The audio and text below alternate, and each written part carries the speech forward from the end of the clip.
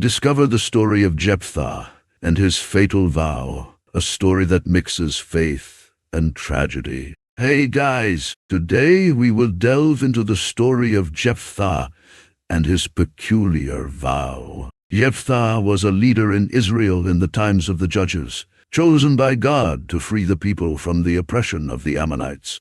Get involved in this narrative full of faith and tragedy. On a sunny afternoon, after the battle against the Ammonites, I returned to my home victorious. My heart overflowed with gratitude for the deliverance that the Lord had granted to Israel. However, faced with the joy of victory, I remembered the vow I had made to the Lord in search of triumph. He had promised him a sacrifice, a sacred offering as a burnt offering. The tension grew as I approached the door of my house, eager to see who would be the first creature to welcome me on that triumphant return. The seconds dragged by as destiny took shape before my eyes, and the weight of my oath became almost palpable. Upon returning victorious from the battle against the Ammonites, my heart beat strongly within my chest, filled with gratitude for the deliverance that the Lord had granted to Israel. Anxiety grew as I approached my humble abode, wondering who would be the first creature to cross the threshold. And then, as if by an unexpected blow, I was greeted by a fragile figure, soft and sweet-looking like the first fruits of spring. It was my precious daughter, the one whose smile brightened my days, and whose love was my greatest treasure. The impact of that vision was devastating. A whirlwind of contradictory emotions fell upon me, and in an instant, everything seemed to collapse. The vow made in a moment of religious fervor now stood before me like an inexorable sentence. The magnitude of the human sacrifice that promise implied weighed like a rock on my soul. My daughter, innocent and pure, was now destined to be offered to the Lord as a holocaust. Anguish gripped me as I realized there was no escape. My divine oath must be fulfilled, even if it meant the ultimate sacrifice. Lament flooded my mind, and I tore my clothes in despair at the terrible reality that lay before me. After the victory over the Ammonites, when I returned home in triumph, I was greeted by a mixture of joy and anguish. My dear daughter, the light of my eyes, came to meet me with a smile radiant with joy at the Lord's victory. Upon hearing of the vow I had made in the midst of battle, her expression changed to one of understanding and silent acceptance. She did not gasp in shock or recoil in horror. Instead, she simply asked for one thing: time to mourn her virginity before the vow was fulfilled. Her quiet request and touching acceptance brought me to tears. She demonstrated strength and wisdom beyond her years, accepting her fate with dignity and affection for me as her father.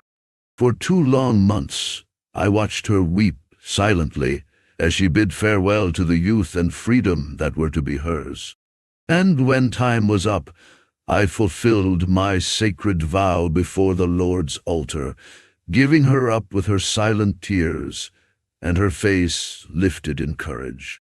The pain of that moment echoes in my soul to this day, but I also honor his memory as a witness to his unwavering faith and love. After 2 months of intense waiting and anguish, the fateful day arrived when my vow was to be fulfilled. Each moment seemed to drag on in a whirlwind of conflicting emotions. A solemn atmosphere enveloped my home, while the shadow of the sacrifice hung over us. The altar I knelt before seemed more intimidating at that moment than it ever had before. My daughter, whose purity surpassed all human description, walked towards the destiny marked out by my foolish vow. Her eyes did not denote fear, only understanding and resignation in the face of the divine will expressed by me. Her every step echoed like a sentence in my heart torn by guilt and grief. As I handed him over to the sacred altar, I felt my soul being torn apart by the deepest pain a father could bear. The consuming flame rose towards the sky while silent tears flowed from our united eyes in a duet of pain and resignation before the macabre ritual that I myself had unleashed. In that accursed moment, the sepulchral silence was broken only by the suppressed sobs that echoed through the valley of irremediable loss. For years I have pondered the events that led up to that fateful moment. The question has echoed in my mind like a persistent echo. Did I truly sacrifice my daughter? Guilt, remorse, and doubt have haunted me ever since. Could it be that my oath, made in a moment of fervor and despair, had led me to a point of no return? The days drag on under the weight of this uncertainty, and the shadow of tragedy looms over me like a dark cloud that never lifts. On the other hand, the alternative interpretation looms. Did I consecrate my daughter to the service of the Lord? A less terrible decision, perhaps, but no less painful. Imagining her life dedicated to a divine purpose brings comfort and torment in equal measure. Each possibility brings with it its own consequences and implications, challenging me to confront the depths of my faith and morality. As I search for answers in the silence of the night, one certainty remains unshakable. Whatever the truth behind Jepthah's fatal vow, the scar of that sacrifice will forever linger on my broken heart. The discussion about the interpretations of Jepthah's vow extends through the alleys of time, fueling fervent debates and reflecting the multiple facets of human nature. Amidst conjectures and meticulous analyses, I question the limits of faith and reason when faced with such a complex dilemma. As the leader of Israel, my responsibility before the people and before God weighed heavily on my shoulders. Each word spoken in the name of faith reverberated with a deafening echo within me. The divergent interpretations stunned me, casting shadows over the clarity I had once sought to find in my convictions. The first line of thought, which defends human sacrifice as an unfolding of the sacred vow, resounds like a dissonant symphony in my tortured mind. The idea of having sacrificed my own daughter in the name of divine victory tears at my soul like an open wound, exposed to the inquisitive eyes of men and the implacable justice of the Almighty. On the other hand, the second interpretation presents itself as a fragile ray of light in the dense gloom of sacrifice. Consecrating my daughter to divine service echoes with a soft and comforting melody, although no less distressing.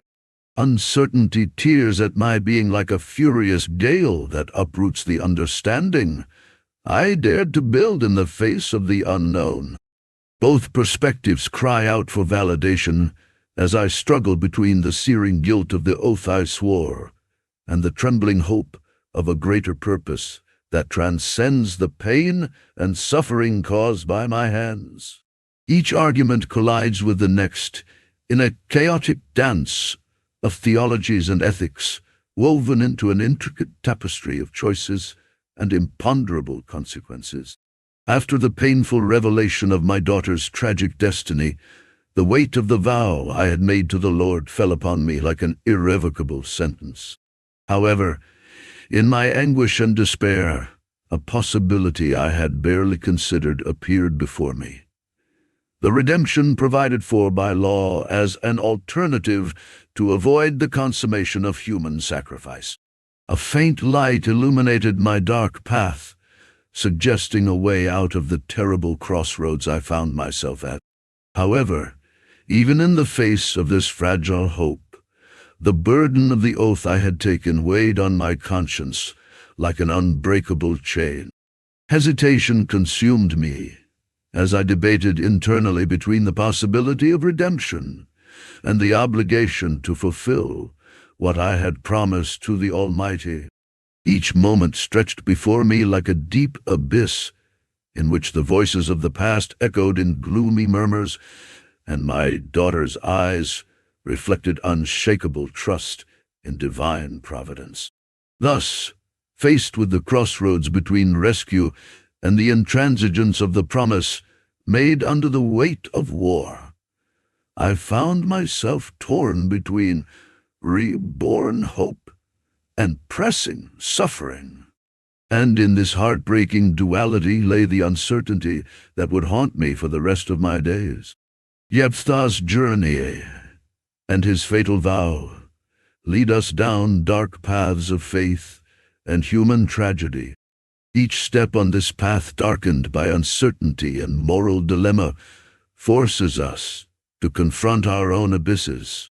At the heart of this story is the essence of blind devotion, of religious fervor that merges with madness and despair.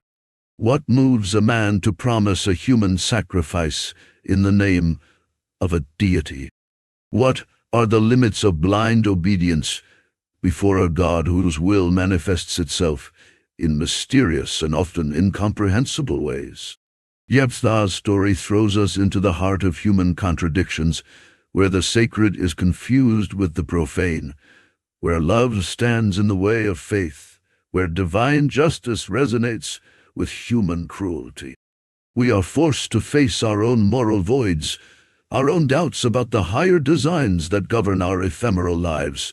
As we revisit this ancient narrative, we are invited to meditate on the darkest motivations that inhabit our hearts, on the sacrifices implicit in each oath taken in a moment of despair.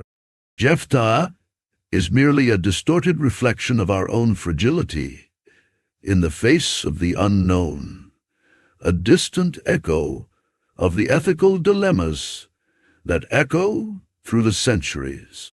In the saga of this leader tormented by an unreasonable promise, we find mirrored our own struggle against the invisible forces that weave the threads of human destiny. And so we continue, diving into the depths of this timeless story that still resonates in our restless spirits today. In light of the events that culminated in Jephthah's agonizing decision, I find myself immersed in a deep reflection on the tortuous paths of faith and tragedy.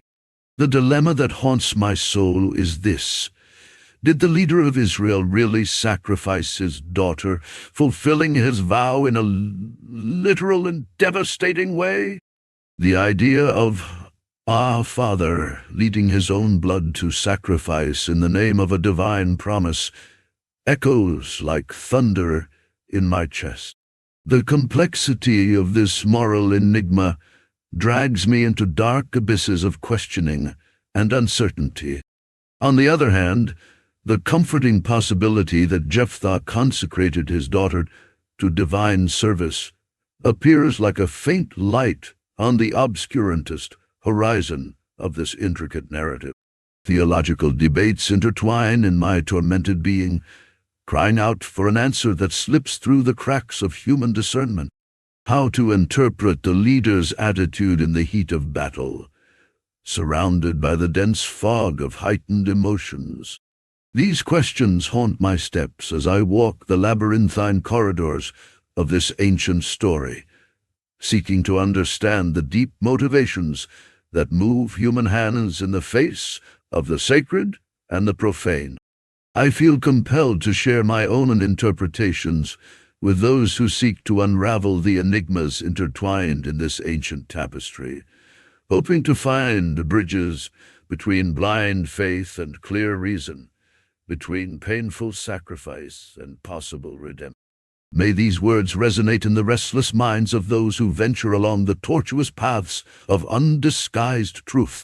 After this immersive journey through the story of Jephthah, and his fatal vow, I feel compelled to invite you to share your most intimate interpretations and reflections on this narrative filled with moral conflicts and ethical dilemmas. Every word spoken, every gesture made by Jephthah and his daughter echoes in our minds like an ancient echo that challenges our deepest convictions. Just as I have struggled with the contradictory possibilities that permeate this ancient tale, I invite you to venture into the intricacies of interpretation and questioning. As we approach the heart of this ancient mystery, may your insights illuminate our collective path of understanding and wisdom. Share your vision, your unique perspective in this enriching dialogue that connects us across the ages. I look forward to hearing your reflections and ponderings on Jephthah's fatal vow. Together, we can unravel the enigmas of this timeless narrative and extract valuable lessons for our own journeys of faith and doubt. May this discussion strengthen and inspire us, opening new horizons of mutual understanding. I look forward to the diverse voices that will join in this meaningful dialogue about the limits of devotion and the challenges of biblical interpretation. Comment below with your favorite interpretation of this biblical story. Your participation is essential. I hope you enjoyed this immersion into the story of Jephthah. Always remember, interpreting ancient texts requires care and reflection. Until the next video.